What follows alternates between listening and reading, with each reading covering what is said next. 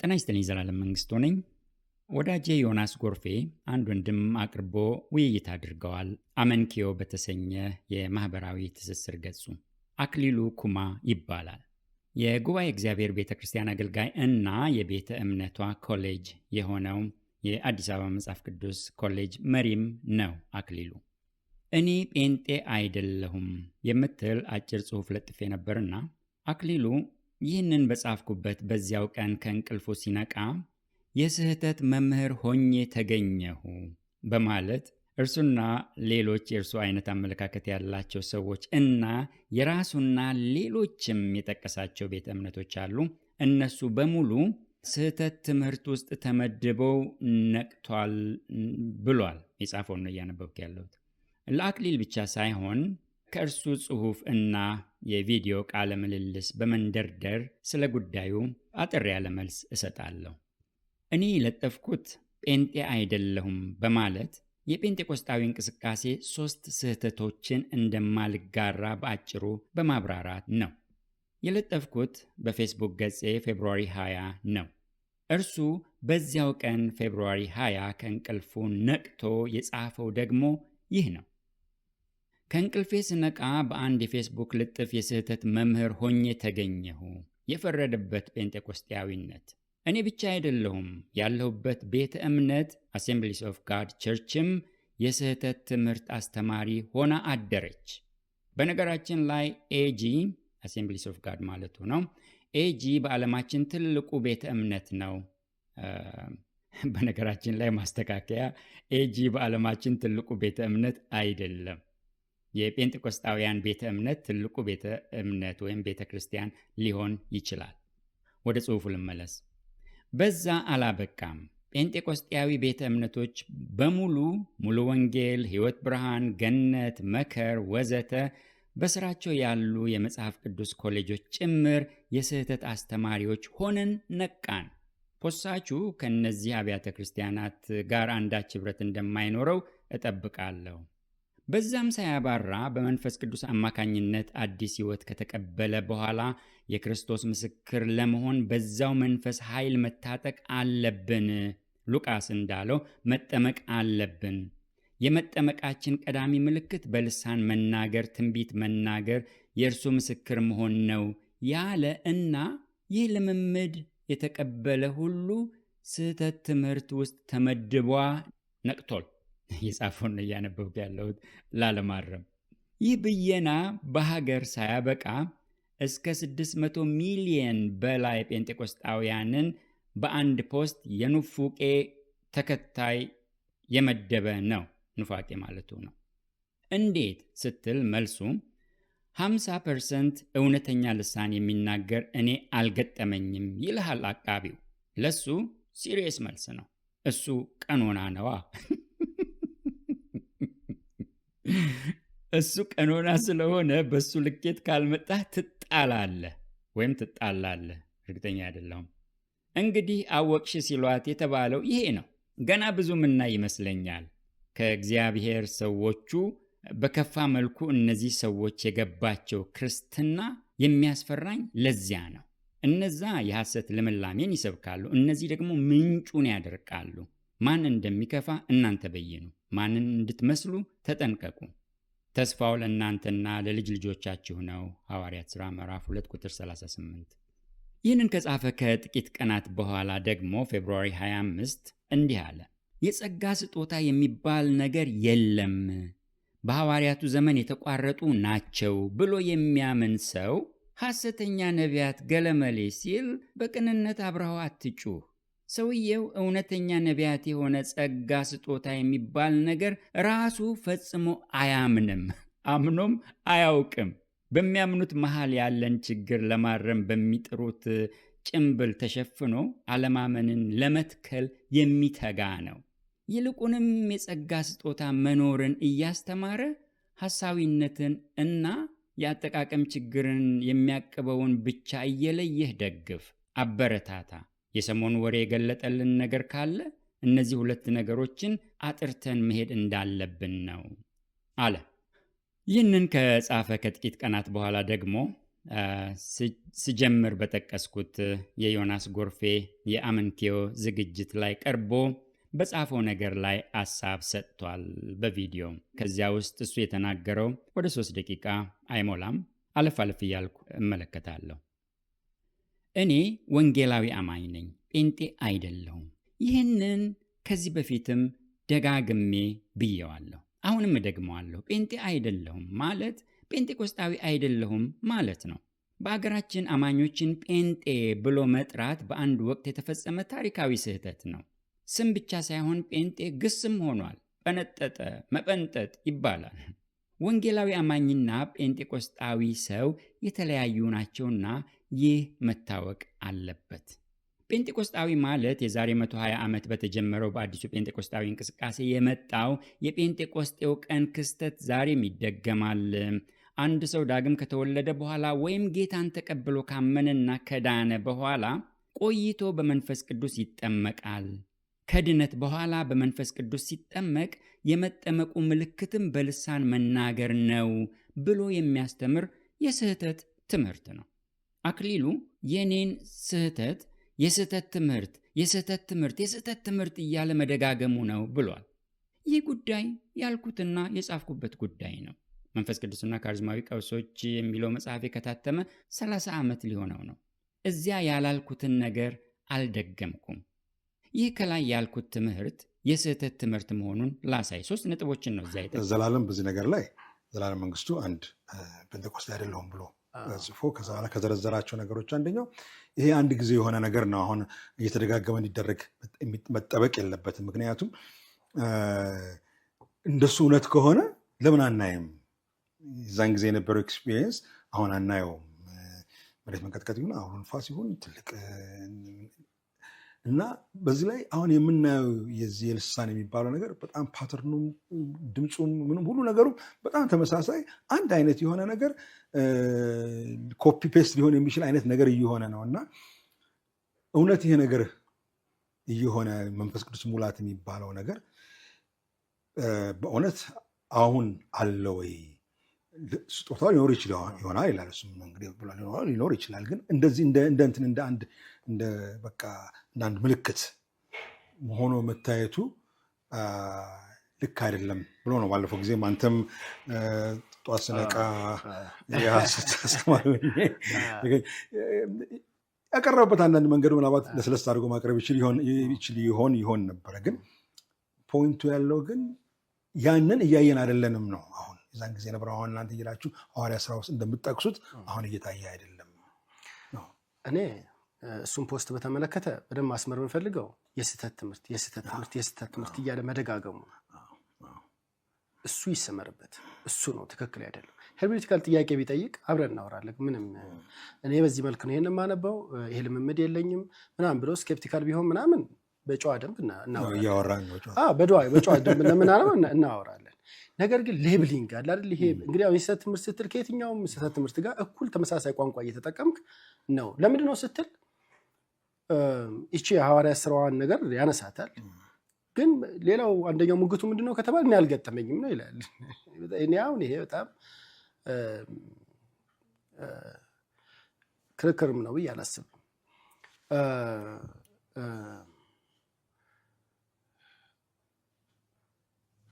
ወደ ሐዋርያው ሥራ ግን እንመለስ። የስህተት ትምህርቶች ናቸው ያልኳቸው እነዚህ 3 ነጥቦች ናቸው። አንደኛ የጴንጤቆስጤ ድግግሞሽ። ጴንጤቆስጤ ወይም በዓለ ሃምሳ የተባለው ቀን መንፈስ ቅዱስ የወረደበትና ቤተ ክርስቲያንም የተወለደችበት የልደቷ ቀን ነው። የዚያ ቀን ክስተት የሚደጋገም አይደለም። ቤተ ክርስቲያን ደጋግማ አትወለድም።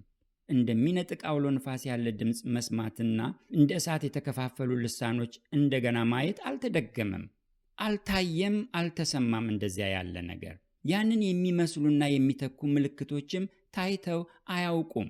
ወይም በዚያ ቀን እንደሆነው ያለ በሚታወቁ ቋንቋዎች የእግዚአብሔርን ድንቅ ነገር እና የጌታን ማዳን ላልዳኑ ሰዎች በቋንቋቸው የሚናገሩ ሰዎች ኖረው አያውቁም። ስለዚህ የጴንጤቆስጤው ቀን ክስተት የማይደጋገም ነውና ይደገማል የሚለው ትምህርት የስህተት ትምህርት ነው። ነፋሱም እሳቱም አይደገሙም፣ ግን ጥምቀቱና ልሳኑ አሉ ሊባል ይቻላል።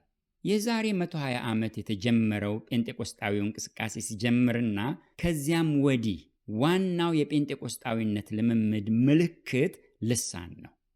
ችግሩ ልሳኑ ራሱ ነው። በዚህኛው ጉዳይ ላይ በፌስቡክ ገጼ በተከታታይ ይህንን እየጻፍኩ ስለሆነ ሲያልቅ በሌላ ሚዲያም አጋራዋለሁ። ግን ራሱ ልሳኑም እኮ ከሐዋርያት ሥራ ምዕራፍ 2 ጋር ምንም አይገናኝም። እኔ እሱን ፖስት በተመለከተ በደንብ ማስመር የምፈልገው የስህተት ትምህርት እያለ መደጋገሙ እሱ ይሰመርበት። እሱ ነው ትክክል አይደለም። ሄርሜኔቲካል ጥያቄ ቢጠይቅ አብረን እናወራለን። ምንም እኔ በዚህ መልክ ነው ይሄን የማነበው ይሄ ልምምድ የለኝም ምናምን ብሎ ስኬፕቲካል ቢሆን ምናምን በጨዋ ደንብ እናወራለን። ለምንድን ነው ስትል ይቺ የሐዋርያት ሥራዋን ነገር ያነሳታል። ግን ሌላው አንደኛው ሙግቱ ምንድነው ከተባለ እኔ አልገጠመኝም ነው ይላል። እኔ አሁን ይሄ በጣም ክርክርም ነው ብዬ አላስብም። ገጥሞኝ አያውቅም ብሏል ያለው ገጥሞኝ ስለማያውቅ ነው። ገጥሞት የሚያውቅ ሰውም ገጥሞኝ አያውቅም። እርሱ ራሱም አክሊሉ በማያውቀው የሚታወቁ ቋንቋዎች የእግዚአብሔርን ድንቅ ነገርና የጌታን ማዳን ላልዳኑ ሰዎች፣ ላላመኑ ሰዎች፣ በሰዎቹ ቋንቋ የሚናገሩ ሰዎች ገጥመውት አያውቅም። የሚያውቅ አይመስለኝም ልበል እንዲያው ላለስልሰውና ገጥሞት አያውቅም ከማለት የሚያውቅ አይመስለኝም። ታዲያ ገጥሞኝ አያውቅም ማለትን የኔን ገጥሞኝ አያውቅም ማለትን እኮ እኔ ገጥሞኝ ያውቃል ብሎ ማጣፋት ይችል ነበር። ዋናው ነገር እሱም እኔም ገጥሞን ማወቁ አይደለም። አሁንም ግን ያ ክስተት በዚያ መልኩ አለመደገሙ ነው። ያ ክስተት በሙሉ ወይም በከፊል ይደጋገማል በማለት ያንን በዚያ ቀን የሆነውን የማይመስል ነገር እንዲኖር ማለማመድና ማስተማር ከቃሉ በተቃራኒ መንገድ መሄድ ነውና ይህ ትምህርት የስህተት ትምህርት ነው። እደግመዋለሁ፣ የስህተት ትምህርት ነው። በልሳን ላይ እንዳልኩት እየጻፍኩኝ ስለሆነ ጌታ ቢፈቅድ ብንኖርም ስንጨርስ እዚህም አጋራዋለሁ። ሁለተኛ የመንፈስ ቅዱስ ጥምቀት። አሁን የሐዋርያት ሥራ ላይ የነበረው አይነት አውሎ ነፋስ ምናምን ብለህ እሱ ተደርጎ አይታወቅም ብሎ ከሆነ እዛው ሐዋርያት ሥራ ውስጥ ለምሳሌ ቆርኔሌዎስ ቤት ላይ መንፈስ ቅዱስ ወርዷል። ሲወርድ የሐዋርያት ሥራው አይነት አወራረድ አይደለም የወረደው። ማለት አውሎ ነፋስ ከሰማይ የመጣ ድምፅ የእሳት ምላሶች ምናምን አልነበሩ። ግን ራሱ ጴጥሮስ ምን ይላል መሰለህ በእኛ ላይ በሐዋርያት ሥራ ምዕራፍ 2 ላይ የወረደውን አይነት እሱ አይነት ልምምድ እኮ ነው አሕዛብ ላይ የሆነው ብሎ ይናገራል። ደሴም ልምምድ ዲፍረንት ሳይኖች ናቸው ያሉት። ሐዋርያት ላይ ሲሆን ንፋስ ምናምን ነበረው እና ደግሞ እንደዚህ አይነት ፊዚካል የሆኑ ማኒፌስቴሽኖች ነበሩት። ደሴም የሆነ ቆርኔሌዎስ ላይ የፈሰሰው ላይ የመንፈስ ቅዱስ መውረዱን ልሳንና ትንቢት መናገራቸውን ይናገርና ንፋስና ምናምን ግን አይልህም። ዴርፎር እዛው ሐዋርያት ሥራ ውስጥ ንፋስና ምናምን አይቀጥልም። ኤፌሶንም ብትሄድ እንደዛ አይቀጥልም። ልክ በሐዋርያት ላይ እንደወረደ በኤፌሶንም መንፈስ ቅዱስ ይመጣል፣ ልሳን ይናገራል፣ ትንቢት ይናገራሉ፣ ንፋስ ምናምን ግን አይልህም። ዴርፎር ልክ ይቺ ሐዋርያት ሥራ ላይ ያለችዋን ምልክት ይዘህ እሷ ምልክት ዛሬም ካልሆነች በስተቀር ምትለው አይደለም። እዛ ሐዋርያት ሥራ ውስጥ ያ አይቀጥልም። እንደው ሄርሜቲካሊ ነገሩን ካየ ነው ማለት ነው። ነገሩን ካየ ነው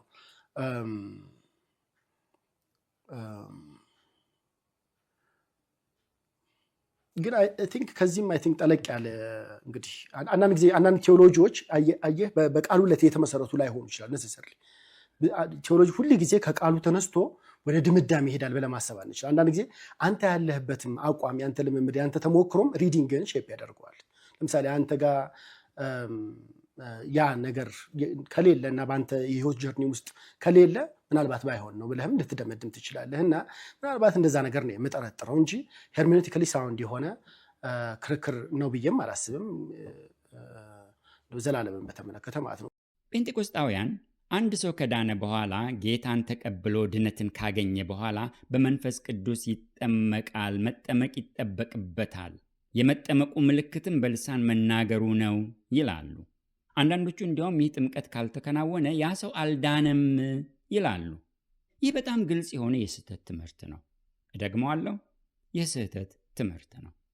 የመንፈስ ቅዱስ ጥምቀት በአዲስ ኪዳን ውስጥ በጣም በጥቂት ጥቅሶች ውስጥ ነው የተጻፈው። 7 ቦታዎች ብቻ ነው የተጠቀሰው። እንደ አክሊሉ ያለ የሥነ መለኮት ሊቅ ይህንን እንደሚያውቅ እርግጠኛ ነኝ።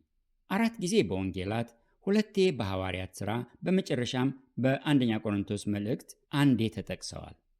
የወንጌላቱ ትንቢታውያን ቃላት ናቸው። መጥምቁ ዮሐንስ ስለ መሲሁ ኢየሱስ በተናገረው የትንቢት ቃል ውስጥ በመንፈስ ቅዱስ የሚያጠምቀው ኢየሱስ መሆኑን የመሰከረባቸው ጥቅሶች ናቸው። ማቴዎስ 3፣ ማርቆስ 1፣ ሉቃስ 3 እና ዮሐንስ 1።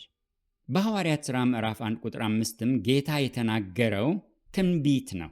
ስለዚህ እነዚህ 5ቱ ትንቢታውያን የመንፈስ ቅዱስ ጥምቀት ቃላት ናቸው። በሐዋርያት ሥራ ምዕራፍ 2 ጥምቀት ተብሎ ባይጻፍም ግን የትንቢቱ ፍጻሜ ነውና ያ ጥምቀት መሆኑን እንቀበላለን። በሐዋርያት ሥራ ምዕራፍ 10 የሆነው የቆርኔሌዎስን ቤት ክስተት በሐዋርያት ሥራ ምዕራፍ 11 ጴጥሮስ ትጠመቃላችሁ ያለው ትዝ አለኝ ሲል ያመሳስለዋል ሄዶ ሲዘግብ ለኢየሩሳሌም ቤተ ክርስቲያን።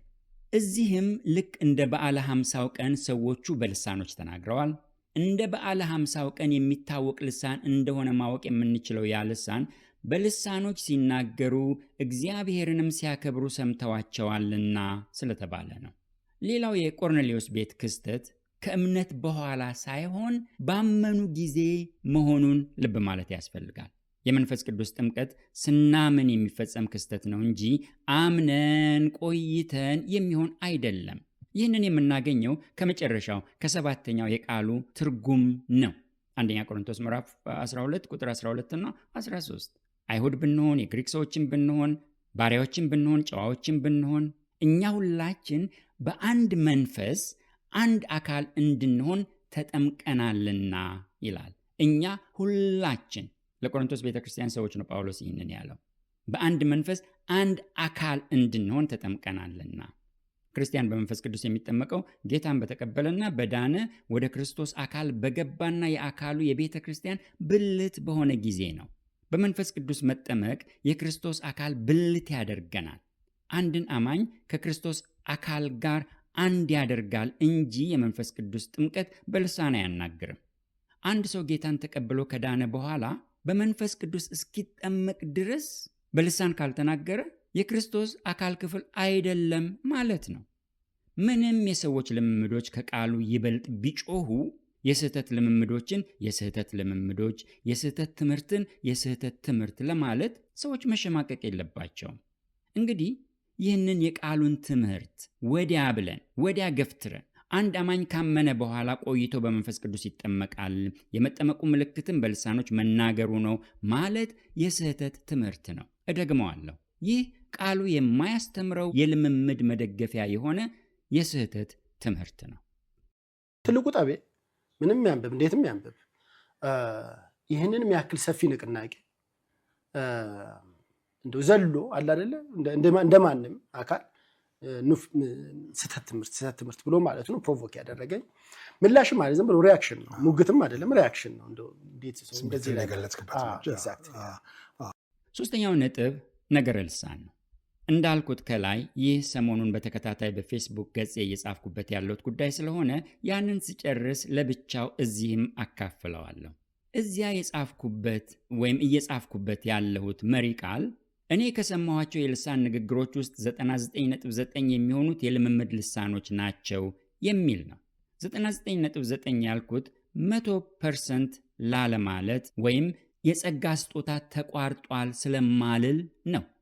የጸጋ ስጦታ ካለ ልሳንም ስጦታ ነውና ይኖራል። ይህ ስጦታ እንደ ስጦታ በቤተ ክርስቲያን ውስጥ ከኖረ ትክክለኛ ምንነቱም በሌላ ቦታዎች በአዲስ ኪዳን በተለይም በሐዋርያት ሥራ ምዕራፍ 2 እንደተጻፈው መቀጠል አለበት።